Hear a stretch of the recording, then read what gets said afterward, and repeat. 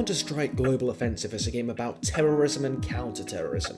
Nefarious forces who attempt to blow up buildings and landmarks or kidnap innocents, and the heroic soldiers and law enforcement squads that try to stop them. Or is it? Consider DE Bank, a demolition map where the terrorist team is actually a crime squad called the Professionals, and their target is a bank safe. Doesn't sound like terrorism to me. This begs the question, what other stories are hiding behind CSGO's quick and easy terrorist counter-terrorist designations, and are they all as morally black and white as they seem? In this series, I'll attempt to answer that, looking at map settings, agent models, and matching them to real-world history and geography. Welcome to Counterstrike Global Forensics. Today's episode is all about Inferno. First things first, who are the teams on Inferno? Well, the terrorist team is apparently a faction called the Separatists, while the CTs are playing as the S.A.S. Separatists, great, that gives us our first hint, but from whom are they trying to separate? At first glance, we might think Spain. After all, these T's speak with Spanish accents, and are clearly inspired by the Basque separatist group ETA. But we know Inferno isn't set in Spain, it's set in Italy, hence the Italian writing and signs around the map. It's likely that these terrorist designs are a holdover from an older version of the map. After all, it seems to have been originally based on the Spanish-built Mission San Juan Capistrano in California. I'll put a link to these pictures in the description. I found them while researching for this video, and they're fascinating if you're at all familiar with the map. And to be fair, we can't really expect Valve to redub voice lines with regional accents every time a new map design comes out. But back to Italy. As I mentioned, it's apparent pretty quickly from looking at the map that we're somewhere Italian. This is supported by the so-called mission history of Inferno, which reads as follows. On September 2016, the Separatists get word of an undercover government trade deal happening in a small city in Italy. While the exact location is unknown, two locations are filled with dirty gas explosives to hijack the deal and recover the important intel/items. On October 13th of the same year, as the faction is set and ready to arm the explosives, they are rather greeted with S.A.S. agents verifying if the area is safe and secure before the exchange. Only improvisation is left on their hands. The plan changes to blowing up the trade locations with a highly explosive C4, compromising the area and cancelling the government plans, pushing them to reset the deal to another day. Now, this doesn't really show up anywhere in-game, so it's hard to know just how canon Valve considers this, but at the very least, it backs up what we know so far. Italian setting, conflict between Separatists and S.A.S, etc. What it does tell us, though, is the date. We should consider the events to be roughly contemporary with the 2016 release of the redesigned Inferno. That leads us to the next question. Whereabouts in Italy could this be? We know now that we're looking for separatist or secessionist movements from Italy active in the mid-2010s, but this doesn't narrow it down quite as much as you might think. It's important to remember the history of Italian unification. For most of its history, especially since the fall of the Western Roman Empire around the 5th century, Italy has been anything but unified. Now, this isn't a video on Italian history, and I'm not the most knowledgeable on the topic, so I'll keep it brief. But medieval and early modern Italy was filled with city-states and regional autonomous powers, and this only came to an end about 150 years ago. That might sound like a while ago, but when you remember that plenty of modern-day Americans devote their entire identity to a confederacy from 150 years ago that lasted 4 years, I think it's entirely reasonable that some modern-day Italians would still feel a cultural connection to nations and states whose history goes back over 1,000 years. And many do. There's a number of regions in Italy that play host to movements which aim to secure increased regional and cultural autonomy. And yes, some even support full-scale secession. There are active separatist movements in Trieste, Lombardy, Padania, Sicily, Sardinia, and plenty of other regions that I would just mispronounce. Here's the Wikipedia page for autonomy movements in just the south of Italy. There's a lot. But there are some especially promising candidates for Inferno's separatists. One is South Tyrol, seemingly the setting for the CS map Italy, which features identical looking separatists as the terrorist team. However, I think I've found the answer, and it's a little further south. The region of Veneto. The place including cities like Verona and of course Venice. The idea of Venetian independence is raised often by groups in the region, and it seems like there's a lot of popular support. The last 10 years have seen 2 referenda on independence. Most recently, 2017 saw an official autonomy referendum take place, in which 57.2% of Venetians participated, and of these, 98.1% voted yes.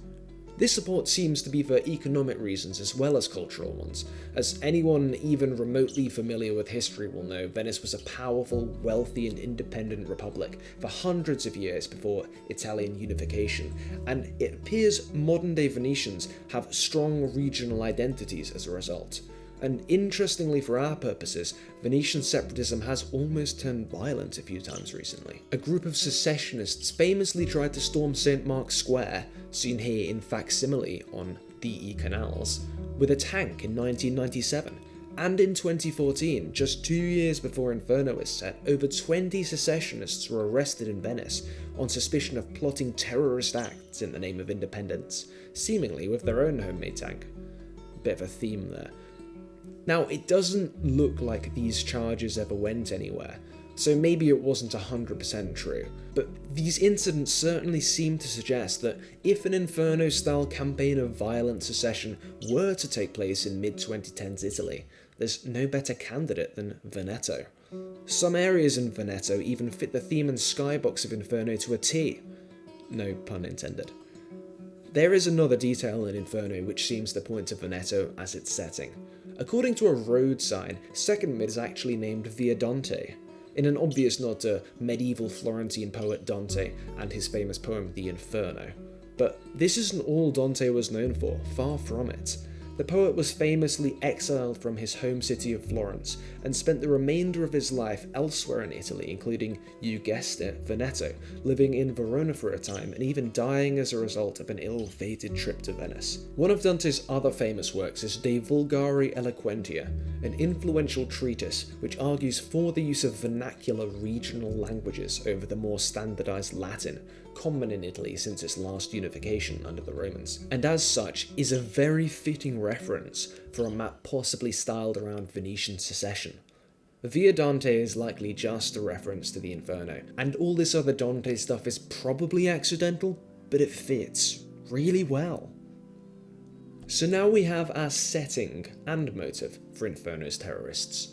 An alternate 2016, where, inspired by similar recent local uprisings, a cadre of rural Venetians have taken up arms in pursuit of independence. A cadre of rural Venetians, stressing that 3 times fast. But the final mystery is still unsolved. What are the S.A.S. doing there? The S.A.S. are a British military special forces and counter-terrorist group who, in recent years, have operated mostly in Africa and the Middle East with NATO as a part of the so-called War on Terror, and more recently the military intervention in Libya and against IS. Much of the information around the S.A.S. is classified, but based on the information we do have, they've not really done much in Europe, at least since the Troubles. Their presence in the Italian countryside doesn't seem to make a whole deal of sense then. According to the mission history of Inferno, the S.A.S. was sent to ensure the location was secure for an undercover government trade deal, whatever that means, which the Separatists were trying to disrupt. This is all deliberately vague. CSGO clearly doesn't want to give us any of the context for this conflict, but I've come up with a scenario in which all the pieces finally make sense. The year is 2016.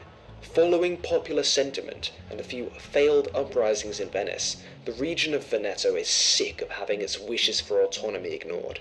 In this timeline, tensions actually start to grow between Italy and Veneto, and in the rural villages, plains and hills, separatist groups start to grow in numbers as Venetians become radicalized by the idea that only armed resistance will achieve the will of the people. This is largely motivated by Venetian nationalism, and as such, foreign powers begin to see the separatist struggle as an opportunity.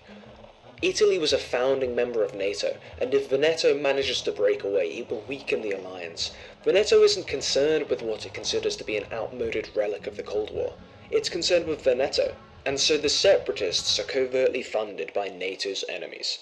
Remember how the S.A.S. worked on NATO operations during the War on Terror? Well, as one of the world's top special forces groups, NATO sends them to Veneto in secret, detecting the threat to the alliance in the event of Venetian secession. The Italian government is arranging a supply drop to loyalist groups in the area of Inferno's village. This is the undercover government trade deal we're told about. But the Separatists find out. And, well, you know the rest.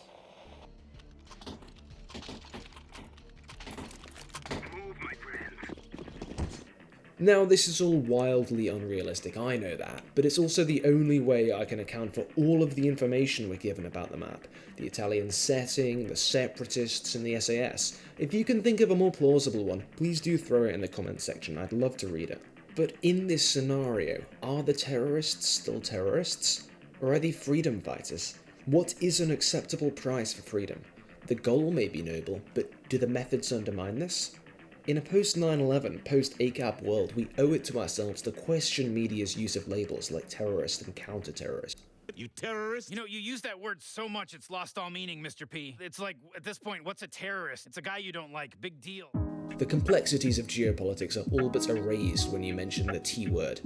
But what do you think? Let me know. If this video gets any positive feedback, I'll do my best to make more and uncover the truth behind the rest of Counter-Strike's maps. If not, I'm planning to make plenty of other content on TV, film, music, literature, and maybe some more games too. If that sounds good, then consider subscribing. We're at 11 subs as I record this, so you could be number 12. Anyway, thanks for watching and take care.